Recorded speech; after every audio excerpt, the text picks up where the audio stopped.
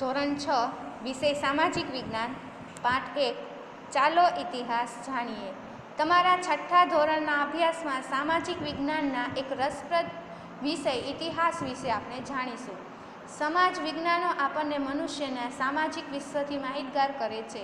તે ભૂગોળ, અર્થશાસ્ત્ર, સામાજિક પરિસ્થિતિ અને સંસ્થાઓ, રાજકીય પ્રવૃત્તિઓ અને સંગઠનોની જાણકારી આપે છે।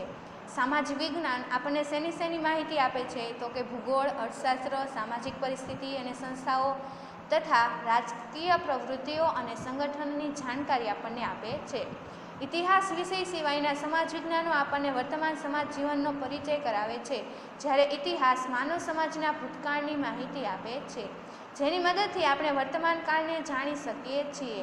ઇતિહાસ છે એ માનવ સમાજના ભૂતકાળની માહિતી પણ આપણને આપે છે અને ભૂતકાળની માહિતી પરથી આપણને વર્તમાન કાળ અંગેની પણ માહિતી જાણી શકીએ છીએ।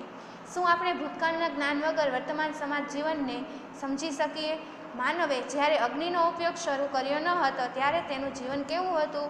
તમે એ બાબતની કલ્પના કરો કે માનવી ખેતીવાડી, રસ્તા, વાહન વ્યવહાર, મકાનો વગર કેવી રીતે રહેતા હશે? ઇતિહાસ આપણને માનવ જીવનના આવા વિવિધ રસપ્રદ પાસાઓ વિશે જાણકારી આપે છે। હવે આપણને અહીંયા શું કીધું છે કે જો ભૂતકાળના જ્ઞાન વગર આપણે વર્તમાન સમાજ જીવનને સમજી શકીએ નહીં। જ્યારે માણસે અગ્નિની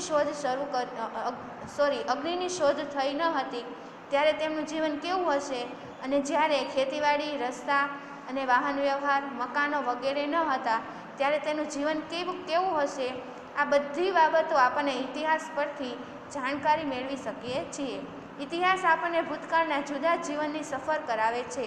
એક યુગમાંથી બીજા અને બીજામાંથી ત્રીજા એમ અનેક યુગોના માનવ જીવનના રીત રિવાજ, માન્યતાઓ અને તેમના ખોરાક અને પોશાક વિશે માહિતી આપે છે। જાણે કે આપણે કોઈ જુદા જ વિશ્વમાં વિહરતા હોય। ઇતિહાસ છે એ આપણને એક યુગમાંથી બીજા યુગમાં અને બીજા યુગમાંથી ત્રીજા યુગમાં, આમ બધા યુગમાં માણસનું જીવન ત્યારે કેવું હતું, તેના રીત રિવાજ કેવા હતા, માન્યતાઓ કેવી હતી, તે ખોરાકમાં શું લેતા હતા અને પોશાક કેવી રીતે પહેરતા અને પોશાકમાં શું પહેરતા હતા, આ બધા અંગેની માહિતી આપણને ઇતિહાસ ઉપરથી ખબર પડે છે। આપણે ભૂતકાળના માનવ સમાજનું અધ્યયન શા માટે કરવું જોઈએ એવો વિચાર આપણને આવતો હશે। ઇતિહાસ માત્ર ભૂતકાળની જ બાબત સાથે સંકળાયેલો નથી, તે વર્તમાન કાળની વ્યવસ્થા સાથે કડીરૂપ છે। આપણા પૂર્વજો કેવા હતા, તે ક્યાં રહેતા હતા, શું ખાતા હતા, તેમના જીવનની અનેક મહત્વપૂર્ણ બાબતોની માહિતી આપી ઇતિહાસ આપણને માનવીના જીવનમાં આવેલ પરિવર્તનોથી માહિતગાર કરે છે। હવે પહેલો પોઈન્ટ આપણે આવે છે કે ઇતિહાસ જાણવાના સાધનો, સ્ત્રોત, એટલે કે ઇતિહાસ આપણે કેવી રીતે જાણી શકીએ? તો એમાં આપેલું છે કે ચિંતને વર્તમાન પત્રમાં વાંચ્યું, ગુજરાતના કચ્છમાં 4000 વર્ષ જૂનું શહેર મળી આવ્યું। તેને આશ્ચર્ય થયું, આપણે કેવી રીતે જાણી શકીએ કે આ શહેર 4000 વર્ષ જેટલું જૂનું છે? તે કોણે અને કેવી રીતે બાંધ્યું હશે? ત્યાંના લોકો શું ખોરાક ખાતા હશે? તે કેવા કપડાં પહેરતા હશે? આપણે ઇતિહાસ કેવી રીતે જાણી શકીએ? ઇતિહાસ જાણવા માટે આપણી પાસે જુદા જુદા સાધનો છે। તેમાંનું પહેલું છે તાડપત્ર અને ભોજપત્ર।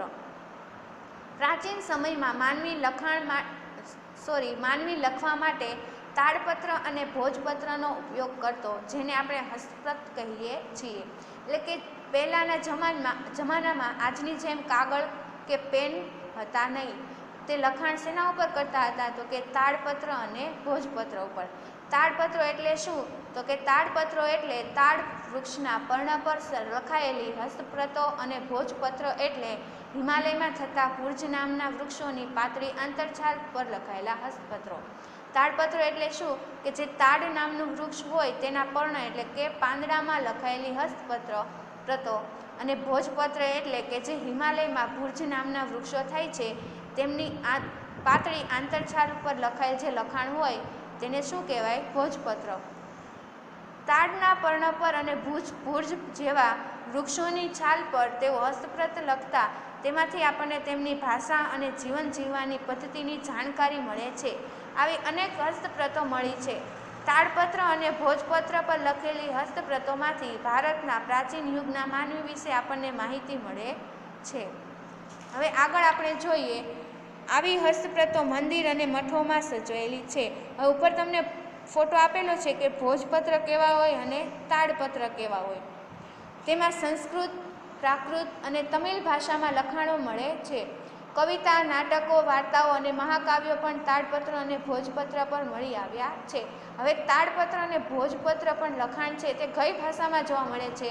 તો કે સંસ્કૃત, પ્રાકૃત અને તમિલ ભાષામાં. અને તેમાં શેનો સમાવેશ થાય છે? તો કે કવિતા, નાટકો, વાર્તાઓ અને મહાકાવ્યો.